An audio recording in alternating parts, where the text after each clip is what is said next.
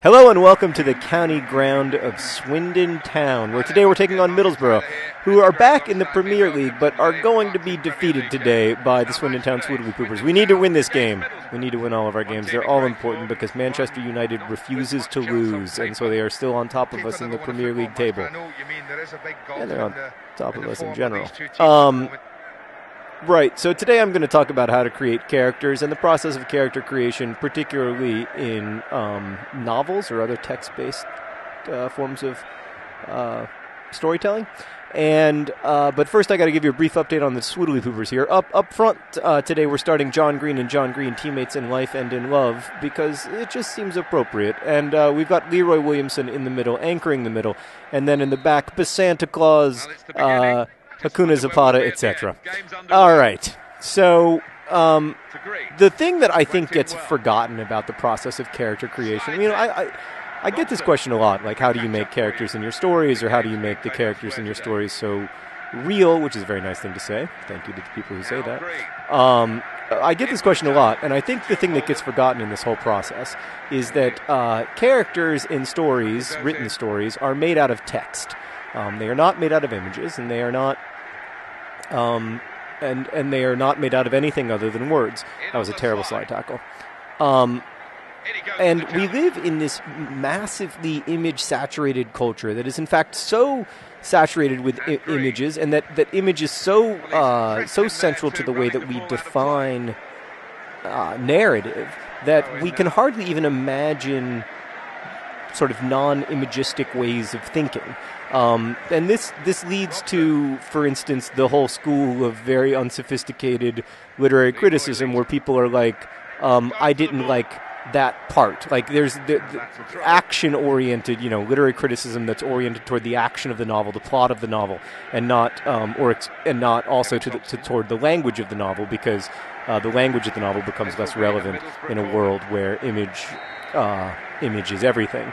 And so the actions of the story become the center of the story rather than it being also about the language and the way that language is constructed. So the first thing that I would ask you to do when creating characters, and the first thing that I try to do, is to remember that the characters are made out of words. They're made out of scratches on a page that then have a life in the mind of the reader. But the life in the mind of the reader is not exclusively or even primarily necessarily an image-driven life. It's true that these days we struggle to imagine anything in ways that are sort of independent from images. But that said, I think that when we are reading a book, we often don't think of the characters in strictly an imagey way. Like a novel, or at least a good novel, is something more than an inexpensively made movie, right? Like a novel is something more than just a movie that's made out of words that you then have to like turn into images in your mind that play out like a film. A novel is far more complicated than that, and what's happening in the language of a novel is a lot more complicated than that. And when you imagine characters, you often don't do it, or at least I don't do it in a literally imagistic way. Like I don't, when I first read Harry Potter, I didn't think of the physicality of Harry Potter. Like that wasn't as central to his character as sort of his interior life and my own feelings of connection to his interior life. So that's really important. So while I do try to think about what a character looks like and what her sort of defining characteristics are, what makes her interesting, what makes her special, what does she value, and how does that system of values lead to the conflicts in her life and that kind of thing. I try never to forget that characters are made of language, and that you must be attentive to that. So a lot of the defining characteristics of characters in novels are language driven and ought to be. So that's the first thing I would say. The second thing, that should have been a goal, but it wasn't. I feel like we're relying too much on the oh god, guys, you're fast enough, you can do it. Good job. Anyway, I feel like we're relying too much on that strategy where you just try to throw it into the box, and not enough on the strategy where you try to kick the ball into the goal. So I'm going to try to switch to the kick the ball into the goal strategy. But anyway, so I like to think about, when I'm thinking about characters, I like to think about them in relationship to each other.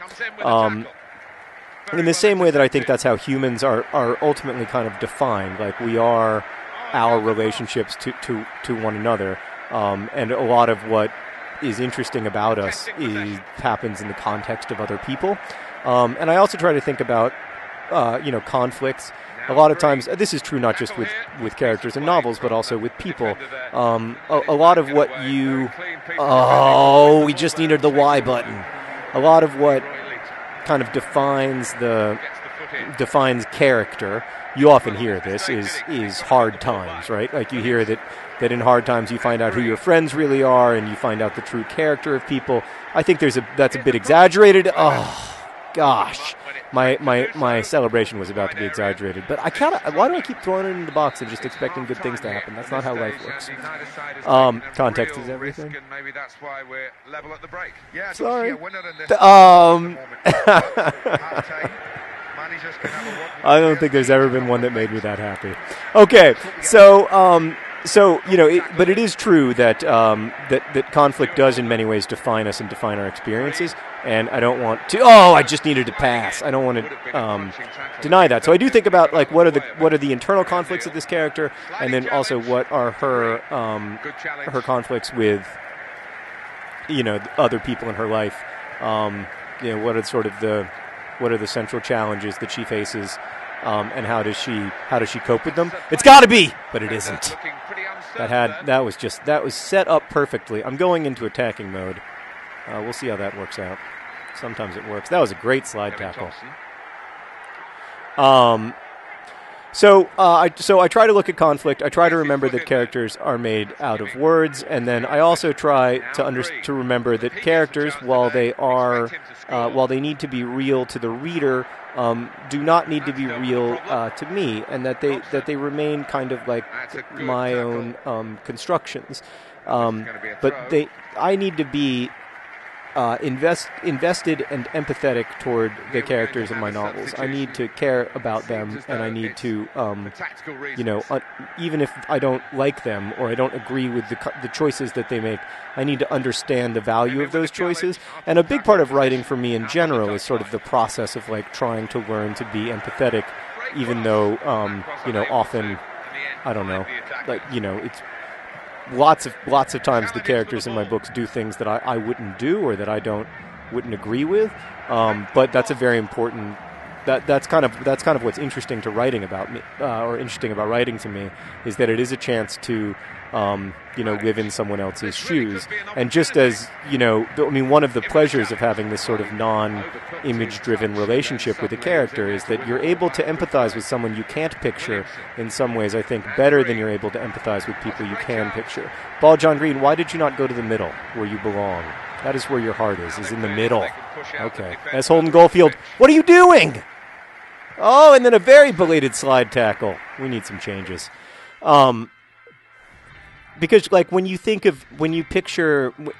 reading Harry Potter and you picture Harry Potter, you don't think of, or at least when you're initially reading Harry Potter, like, first-time readers of Harry Potter are able to read that story without thinking of Daniel Radcliffe, or even picturing anyone specific. I'm going to put in a new target man, and it's going to be D. McGoldrilox. The thing, that's a mistake, isn't it? It is a mistake. It is a mistake. I've got to put in John Green. Got to keep John Green in the game. He's an 80. Oh, I think this is the best team we have going forward.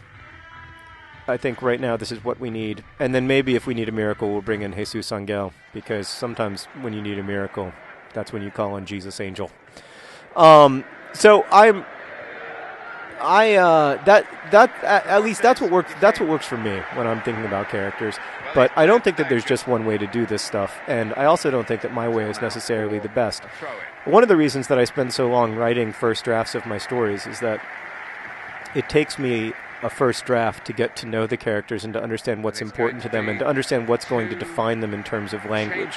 Like what kind of words are they going to be made out of? Because that's when they start to feel real to me. And it's not a matter of being able to quote unquote picture them. It's more a matter of being able to understand them and imagine what it's like to be them. That's the sort of centrally defining thing. Oh, there it is at long last. Yes. Oh, he's big, he's tough, he has a brilliant puff. Other John Green. Man, he went down like he'd been shot. It was a beautiful celebration. It turns out that throwing it into the box does sometimes lead to you getting exactly what you wanted. So that's encouraging, at least. Let's see if we can get another goal, though, with sort of new school Swindon Town Swoodilypooper football. Now, they say that when you are up 1-0, you should never go into ultra-attacking mode because it's bad form. But they don't know about Manchester United's crazy goal differential. So I'm going to go into ultra-attacking mode to try to score a second goal here while Middlesbrough have their feelings hurt. Oh, no. Turn it around. Stay calm, and then go ultra-attacking. Good job. There's S. Holden Goldfield. He's tired, but he's still going. Oh, look at that. That guy, he can just go on a run. Look at it. He doesn't give up. He has no quit in him. No, he had a little bit of quit in him there at the end, actually. I take it back. So I really think it's helpful to think of to try to divorce yourself from the culture of image saturation and to try to understand that the people you're writing about are not characters in movies. They're characters in novels, and that those people are going to have sort of fundamentally different ways of being. Because they're going to be made out of words instead of being made out of images. But that's a lot of what I find powerful about writing, is that the characters have a life for me that they can't ever have in a movie, because in the movie their lives are so tightly defined, So I know Other John Green is upset because he was going to get on the end of that if it had been long enough, but it wasn't. Boy, that was again a context is everything moment. Thank you for watching. Our opponents are smelling their pits in shame, as it should be. Best wishes.